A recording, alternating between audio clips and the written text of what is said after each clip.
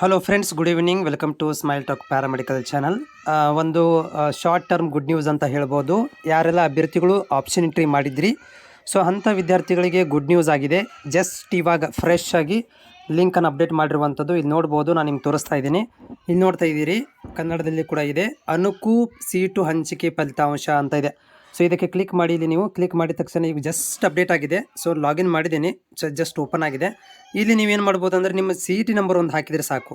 So C T ನಂಬರನ್ನು ಹಾಕಿ ಇಲ್ಲಿ ನೋಡ್ಬೋದು. ಇನ್ವ್ಯಾಲಿಡ್, ನಾಟ್ ವ್ಯಾಲಿಡ್ ಅಂತ ಬಂದಿದೆ. ಯಾಕಂದರೆ ಇದು ಸಿ ಟಿ ನಂಬರ್ ಅಲ್ಲ. ಇದು ಇನ್ನೊಂದ್ಸಲ ತೋರಿಸ್ತೀನಿ ನಿಮಗೆ. ಸೊ ಫ್ರೆಂಡ್ಸ್, ಇನ್ನೊಂದ್ಸಲ ತೋರಿಸ್ತೀನಿ. ಇವಾಗ ಇಲ್ಲಿ ನಾವು ಒಂದು ವಿದ್ಯಾರ್ಥಿದು ಹಾಕಿ ಎಸ್, ಇವರಿಗೆ ಸೀಟ್ ಸಿಕ್ಕಿದೆ.